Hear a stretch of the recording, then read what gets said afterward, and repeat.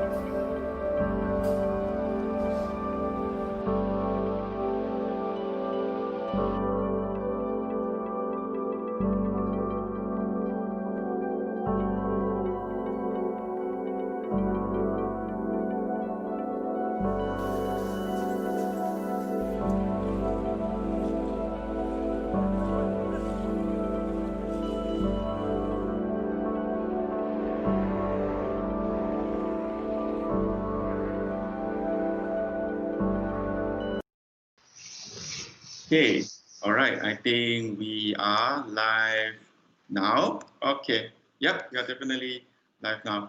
All right. Good morning and welcome everyone to this online event hosted by Tzu Chi Foundation. So I'm Fu Jiajian, or you can call me JJ. I'm from Buddhist Tzu Chi Foundation Malacca branch. So hope everyone is well, especially our audience, and stay safe at home. So today topic we are going to talk about bringing sustainable environments into the new norm. So for this whole live event, we're going to touch on the correlation between the human activities and the pandemic at different perspectives. So, for example, what can we do as a citizen to put sustainable environment into our new life, into our new practice, so that we can coexist with nature and to prevent the crisis from happening again. So today I'm very honored to have our 5 panelists joining us who will explore this topic. So first we have Mr. Jeffrey Pang, Chairman of MyPJ and leading PPR committee charity work. Hello Jeffrey, morning. Then we have Clement, the climate action planner and instructor. So Clement, say hi to the audience. All right. Hello. Okay, so the next one we have Kia Chun, a Greenpeace campaigner and actively in promoting plastic reduction for awareness campaign. Say hi. Yeah. Good morning, everyone. All right. Next we have Miss Lim Chun Lan. So she is a zero waste practitioner, and she even opened with her friend the first zero waste shop at Malacca. Say hi to everyone. Hello everyone. Morning. All right. Then last but not least, the only one who is not in Malaysia, different time zone, she is Michelle Mark, a registered nurse and a dedicated Tzu Chi volunteer at Melbourne, Australia. Hello everyone. Good morning. So it's very honored to have everyone here. So as we all know that nearly 6 million people has been affected and due for this COVID-19 and claim over 367,000 lives as today. So it just shows that how an invisible virus or the nature can disrupt our life out of nowhere, and then it affects regardless what is your status, and it also regardless your age group. So first to explore it, we would like to have Jeffrey, who has been working closely with the residents at a program Perumahan Rakyat, or another name called PPR. So can I hear from you, some of the insights, some of the insights for you interacting with the community at the PPR. Yeah. Let me start off with how COVID-19 impacts our old norms. And I'm actually speaking in the context of B40 and poor communities. Next, my PJ actually work with many of the B40 communities, and we have a project called Community Prihatin. So most of the people that we are talking to and working with is the B40 in high-rise, low-cost flats or PPR flats. Next, here you see a Desa Mentari, and it's a big block of buildings. We are working with 7 blocks, and currently there's about 5,000 residents there. Next, impact of COVID-19 on B40 communities. So over here, we have got the economic impact. Currently, the people staying in flats, they are normally daily paid, and they are in the informal sector. So immediately they are impacted. And on top of that, they have not much of savings as well. So the lack of savings make them unable to withstand the shock. And the other thing is they have quite large families as well. So we have got some instances of people having 10 children as well. So socially, that is a big problem because of the space constraint. They are staying in a place that is 650 square feet, and that is quite small. And just imagine for 6 weeks, the whole family cannot go out and in that space. So you'll find that some people get depressed, and domestic violence has occurred more often there. And then sometimes you have got some personalities or members of families that are addicted to drugs. So they will pose a lot of personal problems. And sometimes even the OKU children will get very impatient, being cramped up as well. So there's a lot of tension there. The other thing is a sense of helplessness, because outside of their home, usually the B40 flats are very badly looked after, normally because of the building managers and all. And there's a lack of a common public space. The building is very dilapidated. So inside is depressing, outside is also depressing. So they go into a survival mode. And under survival mode means that we have lack of food now. And whenever there's a food distribution, everybody will try their best to lobby and to get the limited food supply that is given. And then in that case, then you find that community strife is a factor there. There's communities inside there that have different sort of groupings and all. They sort of fight among themselves. The other one is last one is beyond. There's a lot of uncertainty now, and the employment and entrepreneurship is one of the ways. So right now, after post-COVID already, there was a lot of economic uncertainty, whether they'll get a job, whether they'll get an income. But jobs are going to be very hard to come by. So it is very important now to actually look at entrepreneurship for them. So just very quickly, the next one. These are some of the food aid that we're giving out. And the last slide, next, you'll see that we are quite thankful to all the corporate people who have been quite generous in supplying to the needy during that time. So I think that's about 6 slides. Thanks. WhatsApp, they told me they did Zoom call and whatnot, but they still find that lack of engagement physically, and some of them were so, I would say, disturbed by it that they started crying when they actually tell me these stories. So yeah, that's the heartbreaking one. Then I believe the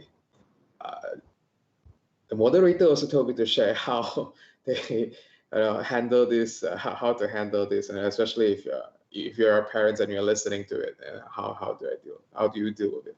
So this is how I go with it. Sometimes I work with the parents. Sometimes because parents is the one that's always usually will be the one who's always around them. I'm just someone who can be there for a certain period of time. So the first one where we say, let's say for example, the learning experience part of it. Just tell them to do their best. You see, because now we have a situation where literally the time is controlled by us. Even for the kids themselves, they need to realize that. And kids usually lack self-control because there are so many things to excite them. So the first one to do is just tell them, okay, it's okay, have fun, do your best there, because things are going to be different. Don't criticize yourself too much. Have problem, just take a rest, take a break, and then come back to it. Maybe this style of learning doesn't work. Okay, move on to the next way. Then another one, it's very important, it's setting end goal. Okay, end goal means you set a goal for them. For example, just tell the kid, start small, just do with 1 page. If let's say they're agitated, even 1 page, just start with 1 page or half a page. If they can do more, they can proceed on with even more then. Because at the end of the day, even adults, we ourselves find it difficult to nurture new habits. And this is definitely a habit. So for the kid, you gotta be, tell them, it's okay, start slow and build it up there, because e-learning is not going anywhere soon. It's gonna stay. And then the hygiene part of it.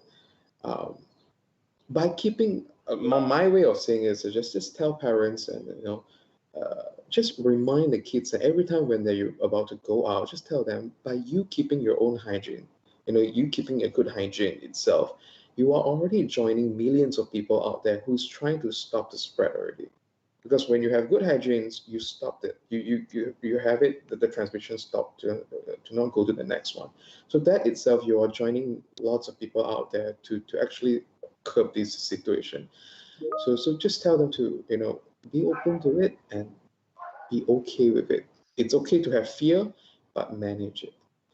It's much more useful if you do it with them. If the parents to do it with them as well, because parents tends to be the best example and the cheerleader there. Yeah. And then the last way I say it will be the new way to connect them, because at this day and age, this online conferencing thing that we are so not used to. I mean, for me, I'm not very used to it. So just tell the kids that it is going to be a bit more normal. So last time, every day you're going to see your friends at school then, but this thing maybe it's slightly different. Maybe the new schooling schedule will be different on the alternating day basis or whatnot. We don't know yet. Let's see what the government says. But this way is going to stay, and do always remember that even physically, if you're not there, connection, it's not broken. Just appreciate, just look around whatever ways you have. The kids will usually be able to find it. Can I try this? Can I try that? Parents just have to be open-minded with it, because sometimes they will say things like, 8 years old say, I want to try TikTok. I want to try. Get them the chance to do it, and you just watch them. It's a fun journey to go through this. All right. Yeah. So that end of my sharing here. Thank you. All right. Thank you, Clement. Yeah. And see, adopting, at this online process is very quite challenging for us, because we don't really used to have that. And of course, this sharing also actually we're supposed to have like a conference, that where we meet up each other to explore more on that. But unfortunately, because of this one, then we have to adopt to a live event platform, right? So now, yeah. It seems that we all have to change our daily operation to adapt the new norm. Okay, so and then this indirectly tells us that the old norm doesn't work at all. And then when we have this crisis, it shows us that it's not sustainable. And then the old norm, we all know, we have us to extracting the earth resources and then disrupting the balance between human and nature. So how is our action directly or indirectly causing the happening of this pandemic, or even speed up the spread of the coronavirus? So now I'd like to invite Kia Chun to share with us how plastic, how single-use plastic and then the plastic pollution related to is correlated with the pandemic now. Okay, thanks, Jiajun. Okay, yeah, before we see the slide, so I just introduced myself. Okay, good morning, everyone. Again, I'm Hanks. You can you can call me Hanks. I'm Greenpeace Malaysia campaigners, and today I'm going to share with you a little bit about the COVID-19's climate and environments. Yeah, so yeah, can I have a slide, please? Okay, while waiting the slides to be presented, so maybe I give you a little bit background of Greenpeace. For your information, Greenpeace is an independent campaigning organization. In Greenpeace Malaysia, we started 4 years ago. And from 2018 to 2020, Greenpeace Malaysia started governments keep saying that Malaysia is not a tong sampah dunia, it's not a world dumping ground. This is one of the information, the wake-up call and also the highlights recently, because now Southeast Asia is like tong sampah dunia. So I will talk a little bit, also try to relate a little bit to between climates, COVID-19 and also environments. Okay, so next slide. Okay, so like this, I will share with you about like 5 FAQ, 5 frequent asked questions. The first one is, does human-led environmental destructions contribute to the spread of virus? Okay, first and foremost, it's a human hypermobility that enabled the COVID-19 pandemic. In fact, if all of us travel less, the contagions will have been. Dry climate change did decrease in the country first affected by the virus. This decrease is directly linked to the drastic drops in industrial activity that relies heavily on coal, oil, general traffic, and global airline traffic. So technically, all did led to the drops of carbon CO2 emissions. But the drastic decrease we are seeing right now is just temporarily. So what we can see now is just a temporarily. So in short, it will be wrong to think that the virus is beneficial for the environment. Okay, the third question. Then what should we hope for then? Why do we need to make the recovery plans green?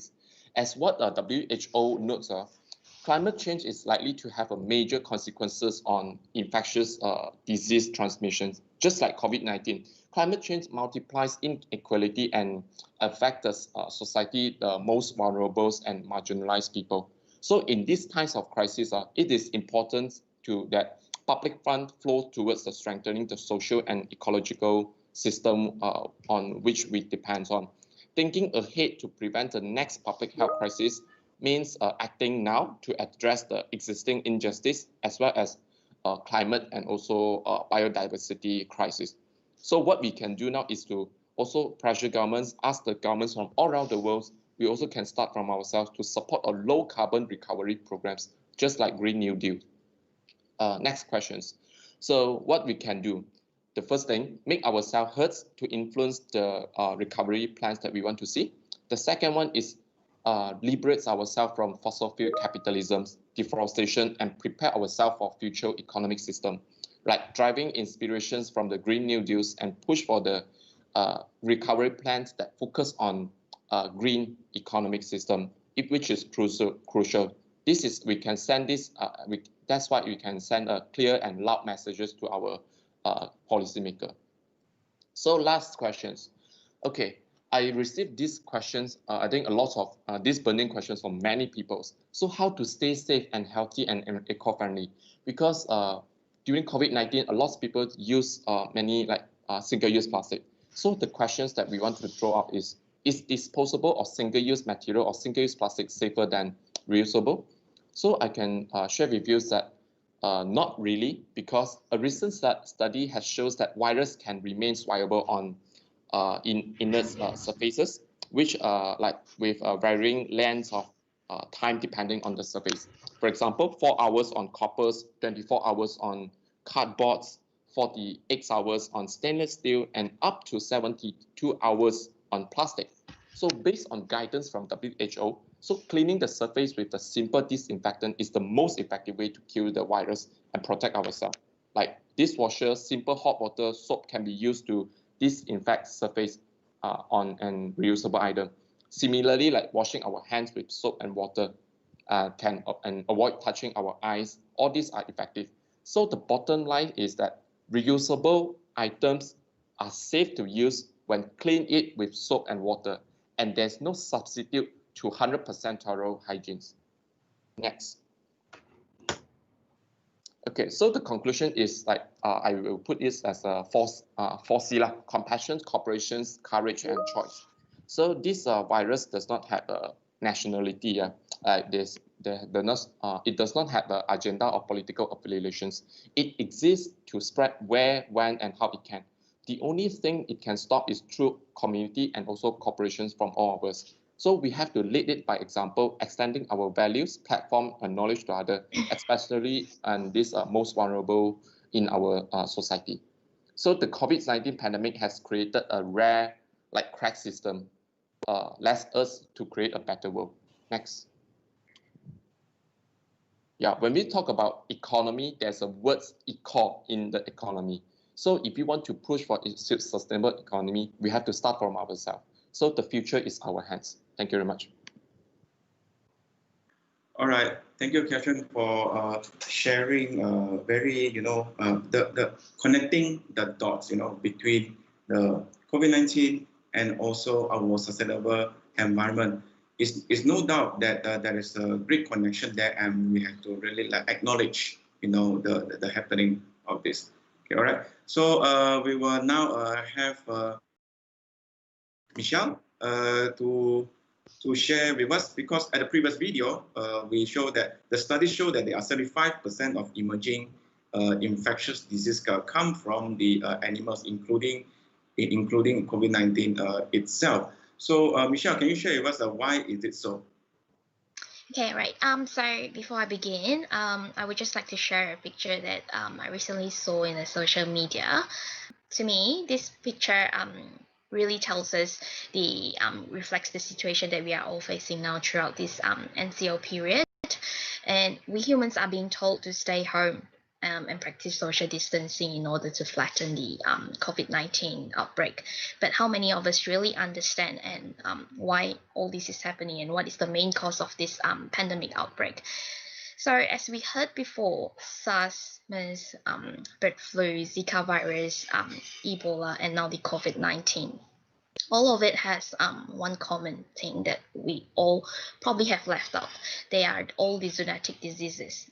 These viruses originate in animals before reaching humans and resulting in an outbreak. So when these exotic wild animals are sold in wet markets just to satisfy the hunger of us, the human, such markets are bound to become the virus petri dishes. So, and across the planet, every second there is 2,443 animals being killed.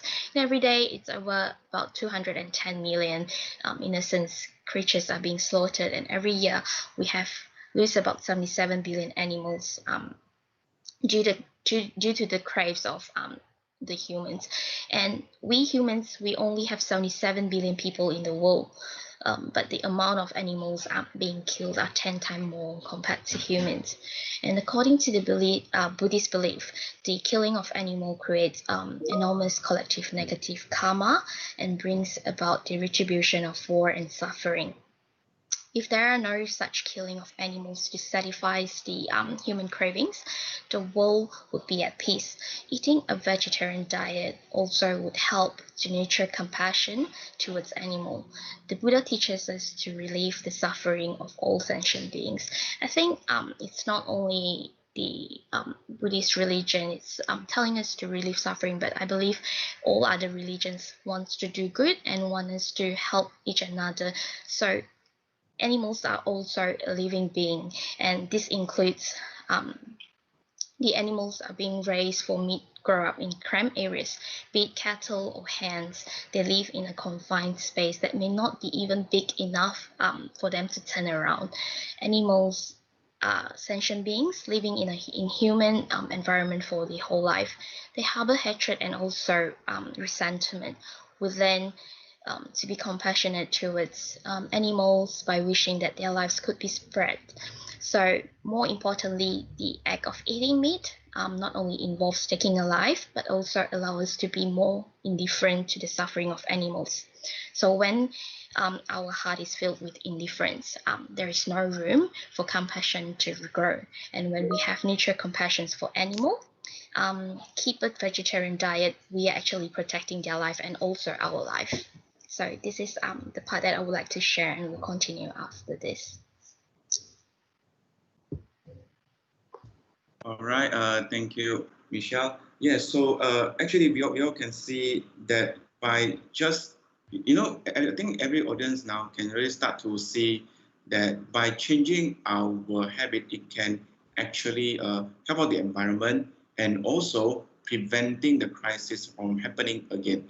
You know, from our reducing the plastic dependency, and also how can we like change our diet. It directly reduces the probability of we human race getting infected by the zoonotic diseases. Okay. And then, of course, it is a wake-up call for us. Actually, I would like to have a video to show the audience, but due to the time constraint, we will just skip the video. So, so the video talks about how can we. So what's next? You know, about adapting the new norm. Once the coronavirus has been over, and then once we get the vaccine, do we go back to our old norm, or we should actually make the new norm to be part of our life, you know, like having this opportunity to really like get a rebirth from our normal daily activities, and then to create a sustainable environment. Yeah. So for talking about sustainability, then I would like to have Jeffrey to share with us what type of mindset of every individual or maybe even the government agencies can have when we talk about sustainability. Yeah. Yeah, thank you very much. I'll just wait for the slides to come on. And the first slide actually is quite complementary to the coronavirus. I titled it "The Magic of the Coronavirus." Yes, it's coming up now. Yeah, the magic of the coronavirus. Why did I say magic? Next, the coronavirus actually is restarting sustainable development. It's giving us a chance to start on that. And here, before the coronavirus, you see the lifestyle that we are having still on before. And you can see that most of the time, we are looking for our own ego, working towards a very glamorous car. But after the virus started, next, you find that we begin to have self-reflection. The 6 weeks that we were there, we were actually looking at ourselves and wondering, is sports car really important? Is family really important? We begin to realize that when we get the virus, at any time we would pass on. And at the same time, family becomes important as well. Next. So I want to bring up about Local Agenda 21. And Local Agenda 21 actually started in 1992. And at that point in time, climate change was already very important. And we were actually looking at how we should implement climate change, sustainable goals and all. But unfortunately, even after the SDG came in 2020, life was still the same. We talk about sustainability, but we don't do it. So the magic of coronavirus is it pressed the reset button. And within a few months, the whole world stopped, listen, and reflect. So what went wrong? Next. First of all, during the past decades, business and government were involved in maximizing profit. They are still doing that, maximizing profit. But the community, civil society, we were maximizing well-being. So next, you see that the points will come out on its own. But now you see our Prime Minister actually saying that community empowerment is important. So you should be seeing on the slide now the Prime Minister. Okay, so that is the next slide now. We go on to the next slide where the Prime Minister is there and you see a lot of pebbles over there. Now this is quite important. We have gone from profit maximizing to a balance. Right now we are going for not maximizing economy, but a balanced economy. All right, so the profit, planet and people are important. So we are still showing the screen on the pebbles. Now we go on to the next one, which is what you are seeing right now. to make sure that we can work together, the community and the government must be synchronized. You can see the sort of disturbance that we had earlier on food aid distribution and all, when there is no coordination. So now coordination becomes everything. Okay, the next one. The next slide shows that we have been operating in silos all the time. But business, government, and community have been working in silos. Business and community might be, business and government might be working a bit too closely, but community now needs to be the check and balance, because business and government tend to just maximize profits. So nowadays you hear a lot about the whole of society approach, the whole of country approach as well. So in other words, from now on, we should do things in a holistic manner. Now, if you see the three circles there, all the three circles interact. The important thing right now in COVID is we must emphasize on the overlapping areas. And who bring it together? Is the NGO, the civil society that stands in the middle and say, come, let's all work together in harmony. So let's go to the next slide. So in the next slide, we talk about community Kerajaan Prihatin. So here we are doing a project, we call it Community Kerajaan Prihatin. It says that if the community is caring and the government is also caring, and in the very center of the caring, it is the motive love. If the community cares for themselves and the government cares for the community, the uniting factor is love. But what is important here is that at the bottom, you see that every action that we do is integrated. You can see the gears, isn't it? So even if a small NGO do something and the government also take part, every action will start turning the other actions. That is the thing that I'm emphasizing, the integration. But right now, we're not doing that. Next. Once you see the next diagram coming up, just above the gears, you will see that all of them are not gears, but they are just circles. And these circles, sometimes, you have pressed too fast now. So over there in the last diagram, please, I think, okay, right now you're seeing the right one. You can see that sometimes certain people, certain NGOs are working better than the others.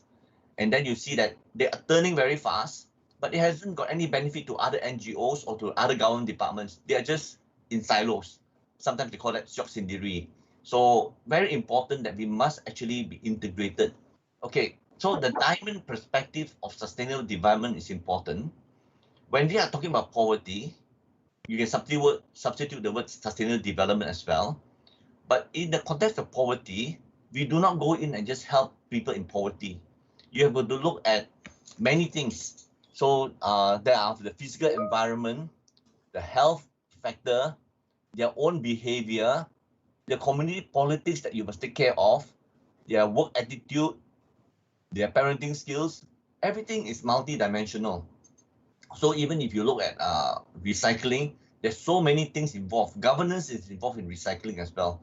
So from now on, we need to look at our own work as an NGO, that we are just representing one facet of it. And that unless all of us coordinate well and balance it up so that nobody sort of like stands out on its own, this will form a perfect diamond where everything is reflected properly. So every facet is important, but how do we coordinate ourselves? So that is the important thing that we want to emphasize here. The way of coordinating now is sustainable development goals. You should see a diagram now with the sustainable development goals. And there are 17 goals. But this actually helps us to sort of work together, knowing that we are part of the full picture. So in our NGO, we are doing no poverty. We're working with B40. So we hope to eliminate no poverty and give a more sustainable city, a city that is livable. So how do we do that? We found that strong institutions are very important. harmony is very important, and the partnership for the goals are very important. So while we are looking after these 4 foundational SDG goals, we find that we actually overlap with many other people that are doing other things as well. So it will just come naturally. So the last part is the part that we would like to emphasize, that we take a HIS approach, HIS cube, which is holistic. When we do something, we look at the whole picture all the time. And then integrated, we are actually all integrated. And there must be a system to support it. It must be structured and it must be synergistic. So if we are in an NGO or in a government, we need to take this whole of society approach, which is reflected in history. Okay, thank you very much. And that's what I'd like to share. All right, thank you, Jeffrey, for sharing the idea of having a sustainability. Like you say, it comes to from what I feel, it comes to a collective action, because we are from different NGO and then we have a different agenda, but in the end, our end goal is likely to be same, just that we got to align together and then help each other to create a sustainable environment and then to have a more impact as well.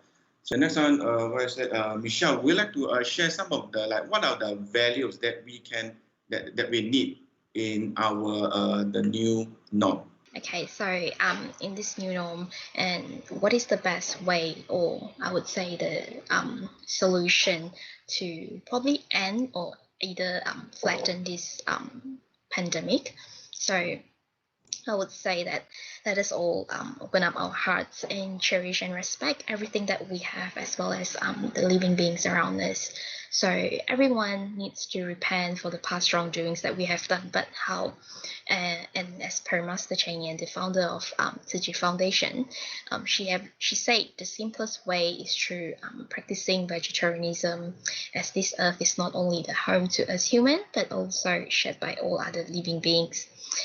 Therefore, if we can all do this together, the world will be safe, as we are living in peace with viruses, living in peace them alone, and they will not disturb us either. And hopefully all of us will be able to go through this pandemic together without much harm, so that everyone will be able to go back to our normal routine soon enough. But bear in mind, to be able to do this, it all really depends on our own mindset to practice vegetarianism, extend killing and nurture a living heart within us.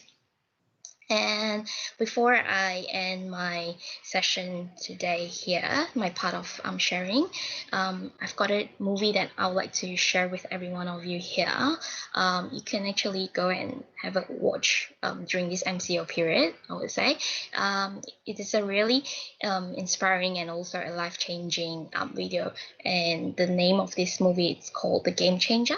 And I'm a vegetarian myself, and this documentary gave me more courage to continue my vegetarian diet life, and reminded me in the most spectacular way, with lots of moving commentary and expert research, and that I'm on the right track as well. I have also recommended it to many of my friends, and our personal future health, and also the health of well-being of every sentient being on earth is at stake.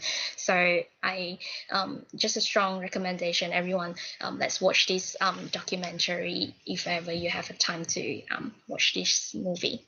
All right, so thank you, Michelle, for sharing about vegetarianism. I think it's very at first, of course, we don't like to encourage to a drastic shift. Maybe just start from 1 meal and also 2 meals. Having the mindset for creating a better environment, and then to have compassion, like Jeffrey said, having the compassion and also the courage at this new norm, it definitely will improve our environment better. And then the next one, I would like to invite Clement. So you as an educator, we know that the future generation is very important to us and then to the whole society. How would you like to plant the seed to our future generation? What is your take? Okay, hi there. Okay, first of all, thank you, Jeffrey and Michelle, for sharing it, because I do appreciate the information is being delivered, because my points, in a way, I do connect with them as well. Because the first one that I have is actually to understand and respect the nature. Okay, why I say this is things are never going to stay still. Okay, it's something that I heard from my mentor back then. There are things will never stay still. That same goes to nature, virus, or even bacteria. They are always changing, and so are we. So there's a need to be adaptive. To at the very and see what we can do at a grassroots level itself, especially along with the kids that you are having. Because the younger the better. When you get to plant these seeds in them, when they are much younger, they have the time to think about it and to see how they can manage this whole thing. Because respect for nature is much easier to cultivate when you're younger by just bring them out to the park, or you get them to go for some kind of trip, nature based kind of trip. You see them actually being very fascinated by the animal, by the sound. I brought a few of my students to one of this retreat at one of the Orang Asli settlement. They were intrigued, right? We went to the waterfall. At night, we went for some trail seeking. It's like we went into the jungle where at night you see all kinds of insects coming out. They really appreciate it. They really enjoyed the time being there. And when when we got back, I asked them, "What do you realize that what's nature mean for you?" And the answers can be very surprising. The one that I was with, they just say they never expect nature to be so fantastic, so amazing. In fact, one of them told me, "Sir, this is so mind blowing. It's seeing it on book is different from seeing it in real life. I really appreciate that I'm here." So bring your kids out there. They definitely gonna love the experience, and they will respect it more. They are now, they are not vegetarian now, but they definitely take less meat now. So that's one thing that I can see that's amazing for me. The next one is, again, setting the end goal. Then just start small. Like maybe, for example, like Michelle said just now, you go vegetarian. Okay? Start small, maybe once a week, if not once a month. And go with something that you enjoy. If you want to season it a bit saltier, it's okay. If it's just once a week or once a month thing, but you just transit from there slowly. Because it's a habit pattern that you need to, along with your kids, need to go together, move together. Then the next one I would say is to discover the opportunity that this, I would say, pandemic, bring to us. Instead of this doom and gloom prophecy, whatnot, that kids don't sing well with this, because even adults, don't really like it as well. But if you can put it in such a way where you say, okay, things have happened, look at it and see what we can do about it. It actually builds a mindset within the kids as well to look for a solution. For example, Jeffrey, then he has a local community. Okay, so when you bringing your kid together, going in there, first of all, it definitely bonds the relationship between two of you. And second thing is that you are doing good of it. So why not? That there's bonding and having a cause, for you. So I think that's a very, I personally, I have not done it, but I have seen my my students, along with their parents doing it. So it really is heartwarming, I would say. I would like to try with my students, with some organize a group or whatnot. And now, of course, at the end, I also realized that treating your kids as a capable individual would, it's very much an appreciated thing. Your kids will appreciate more for you treating them not just as a kid. I mean, you might think so, but they will respect you more if you try to have intellectual conversation with them. I mean, of course, you're going to be careful with your words, and if they are very young, and if you're going to use words that you don't understand, you will lose them very quickly. But start slow, go with what you have, and you will see one that, take some activity and go along with it, because I think this is a good time to really understand what they have in their mind and build their relationship, while at the same time have a much more sustainable lifestyle. And of course, last and it's the most important thing for me. You want to practice all this, but also make it fun. Okay, having fun is so underrated. Positive experience will always make us want to, do it again. Do something, that we have a positive experience with. So, regardless of age group, actually. So don't and when we actually make a mistake or whatnot, don't be too harsh with ourselves, and with the kids as well. Just tell them if you see them being, oh, I have done this, I'm so bad at it.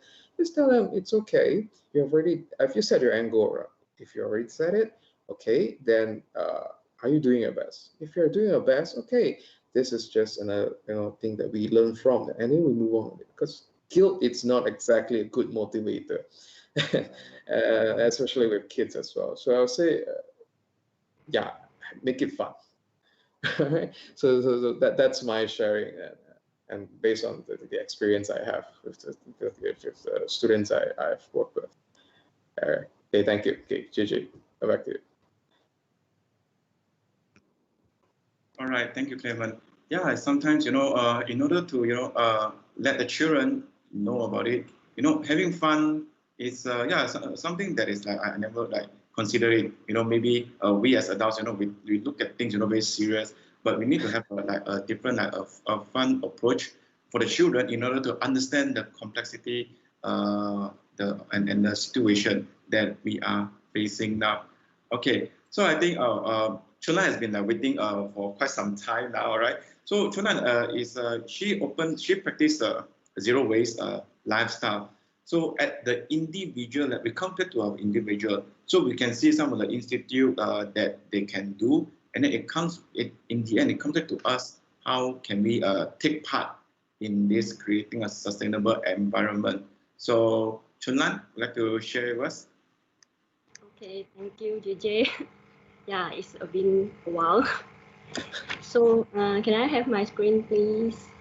So today I will be sharing some information on how individuals can change their consumption behavior towards a zero waste lifestyle, and especially during the COVID-19 pandemic. So next slide, please.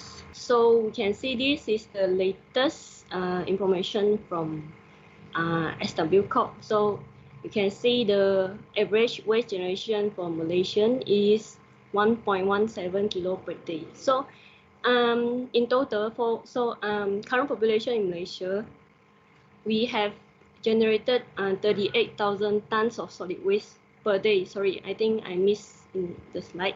So it's 38,000 tons per day. Can you imagine that? And from the amount, 45% is made up of food waste. So you can see, because Malaysia is a multicultural country, so we have a lot of good food, nice food. So that's why we have wasted a lot of food during our daily life. So next, please. So now I would like to share some thought that COVID-19 is somehow is helping our Earth to get recovered. So by itself, you can see the photo. So we have less carbon emission during MCO, and our overall waste generation has dropped 12.75%. And the photo beside on the right shows you can see the condition of Malacca River. You can see the change. So because during MCO, all the hotels and the tourist attraction being closed, so no tourists and no population. So that's why the environment had recovered. No rubbish, and cleaner and quieter Malacca. So we go to next slide. The one dark side. So this is the dark side during MCO, all the disposable masks and everyone is tapao their food because no dining is allowed. So this is the bad side during COVID-19. But actually we can change this and we can prevent this to happen by changing our daily lifestyle. Next slide, please. So I'm categorized to 3 categories. So what we can do when we are at home, because now everyone stay at home. The most important thing is because we having online shopping very popular now.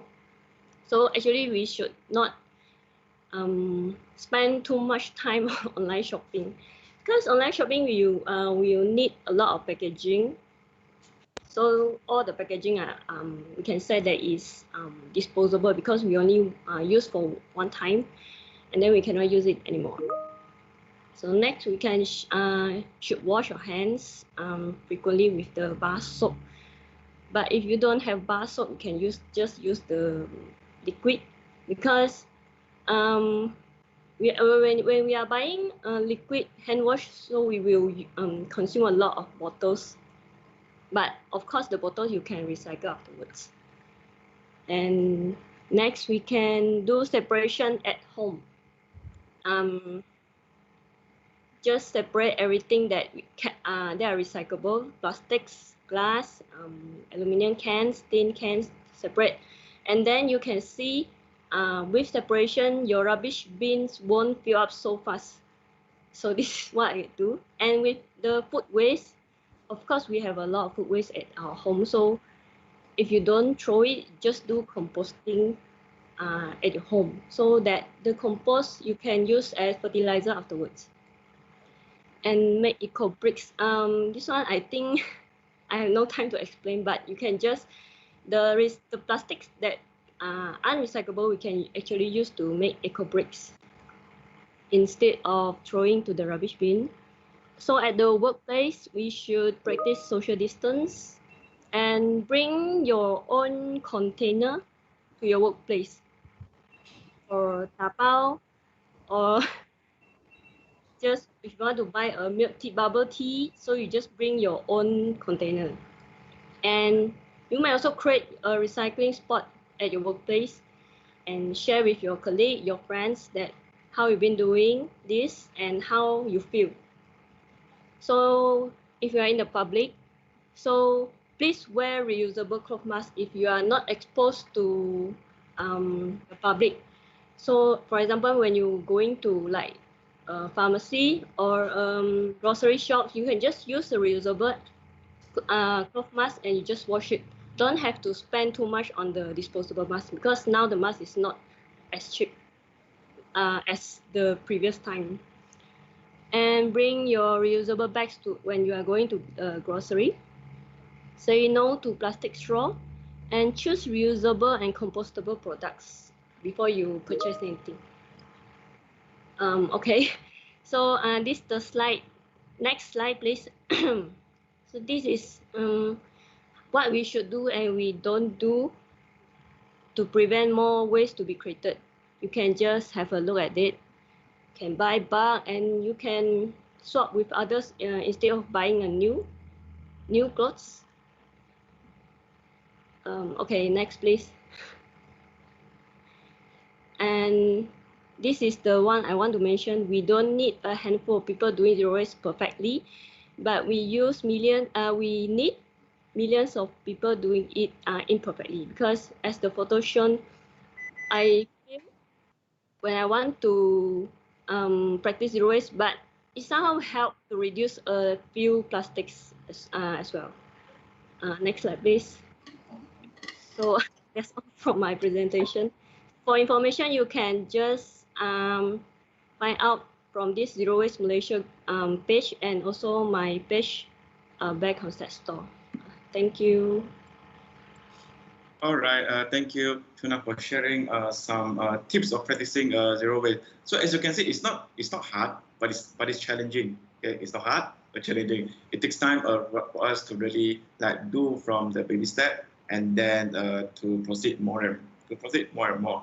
So noise will be like Kiachun, what would you like to share with us more about having sustainability and reducing the dependency of those single-use plastic that you have shared to us. Okay, thanks, Jiajin. So I just now I heard all the presentations from all the speaker. Like I agree with Junlan, agree with Michelle, Jeffrey, Clemens. But I also think that there's something that I want to highlight is this is the first thing is we human actually we create too much of waste. We human actually overproduce, overuse, and like produce unnecessary stuff. This is the problem of overconsumption. So what we want to highlight is like we need to promote a solutions, the practical solutions. So I want to bring one statistic. Globally, only 9% of the plastic waste has been recycled, 12% has been incinerated, and the rest 79% end up in natural environments. That's why we can see like the whales, the sea creatures like whales, dolphins, turtle, they die because of all these plastic waste pollutions. Recycling is good, but recycling alone cannot fix our global pollutions fast enough. So to solve this problem, we have to cut it at the source. Besides promoting recycling, we should also tackle the problem at the source to reduce the unnecessary single-use plastic. For example, we also found lots of the unnecessary single-use plastic from all these FMCG, the global fast-moving consumer goods company. They are producing all these unnecessary single-use plastic, and this could have been avoided. So to tackle at the source, all these companies have to, reform their policy. For example, they have to invest in better alternatives based on refills and reuse. For example, some people might say like, oh, this is hassle, but the company have resources to invest in better alternative. Like I can take one example. Like when the governments implements the reduce single-use plastic roadmap, some cafe owner or the mama store owner, they were complaining about, okay, it's hassle to give not to give single-use plastic straw. Then I spoke with them, I chat with them, and then he said why don't you, I told him, why don't you practice 2-3 months as a transition periods? You can see some changes. Just take a small step. For example, you will only provide your single-use straw to those customers who need it. But for those who do need it, then you do need to provide lah. So okay, then he start to do it now lah. Then after 3 months, he texted me. The mama is texted me. He said, okay, thank you for your suggestions. He said now every month he reduced 30 ringgit to 50 ringgit because of stop giving single-use plastic straw. But also he will only provide the straw based on request for those who need it. And then the second point is more interesting, because he said every day he have to pack 2 bags of garbage because of stop giving single-use plastic straw. Now he only have to pack 1 bag of garbage. So this is one of the incentive or one of the positive change that this cafe owner see. So now this guy also lobbying other cafe owner to do some positive change. Just imagine if all of us can take some small step of the actions, we actually can have a better world. So I want to conclude it that all of us are contributing to this global problem, to this environmental pollution. It's time for us to reflect our lifestyle, to adjust our lifestyle without relying on this unnecessary stuff. So it's time for us to spend more quality time with our family member without overbuy or overconsume unnecessary stuff. So this is the lesson that I think I learned something in this global pandemics. Yeah, over. Thank you. All right. Thank you, Kajun, for really bring to a very good context of saying that, individual action is really important.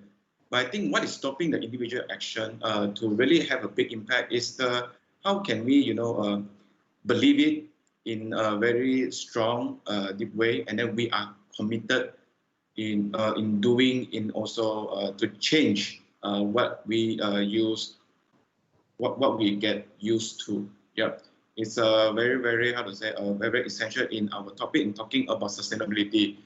Don't think that someone or the government can create a sustainable environment from our family, from our friends, from our future. No one is going to do that. because as we are part of the nature, we are part of the system, it comes back to us taking these steps and also encourage the bigger industry, like Kachun said, to really reform the industry itself and then to reduce the single-use plastic. Yeah, that's a very, very nice point that Kachun has shared with us. All right, so now I know if the time is a little bit like delayed, so now we're gonna take in some Q&A questions from our live chat. Thank you, the audience, for dropping out some of the very interesting questions. So question one that I get, how can the civil society contribute in advancing and strengthening the Green New Deal and ensure the accountability of the government? So I think maybe Jeffrey can share with us how we can really advance and strengthen the Green New Deal. Yeah. Yeah, I think the new way of doing business, I think the more important thing here is open data governance, because a lot of things that we are doing actually are affected by the governance issue. And if we have got greater public participation, especially on the local council level, whereby we get a chance to actually look at their processes and all, then you will find that things can change. So there is a lot of push for open government. And I'm really talking about not just a personal behavioral change, but a structural change. So if we, civil society, can get the PBTs and all to cooperate with us, then you'll find that a lot of the things that you're advocating for as an NGO becomes institutionalized, and then the PBT themselves will actually start to implement it for us. So the public participation process is very important. And the other thing is the open government will be opening up the data, so you don't have to worry about who is burning rubbish here and there. You can get all the data available. So this again empower the people. So I think the Prime Minister says that we must empower the community. But how can you get empowered if you don't get the information? So I find that the governance factor and the transparency factors and all are very instrumental to help us to achieve sustainable development. So the ways of resources and all can be checked by participatory budgeting as well. So these are some of those structural things that will give tremendous impact and really empower the civil society and communities. Thanks. All right, thank you, Jeffrey. Yes, yeah, totally agree with what you said. Empowerment, to the people, and then getting the information out is also very important. That's why we have programs to really working with the community, so to engage with them, and then they can take it up to be part of the sustainable movement, right? So now we have the second question. All right, so because the question is a little bit too long, I'll try to summarize a little bit here. It's trying to say that some of the from previous, I think maybe one of our speaker, one panelists saying that having the bubble tea. I think Chunlan mentioning the bubble tea, people, everyone going to like tapao. Yeah. So the question is that what can the NGOs, like Greenpeace and Tzu Chi, to do to encourage a transformation in the delivery of the business? So one is one of the civil society. Another one is NGOs like Greenpeace and Tzu Chi. What can we do, and also to talk to share the voices to the business. Yeah. Well, maybe Kachun, you can start with it. Yeah. Okay. Yeah. Thanks, Jiaqian.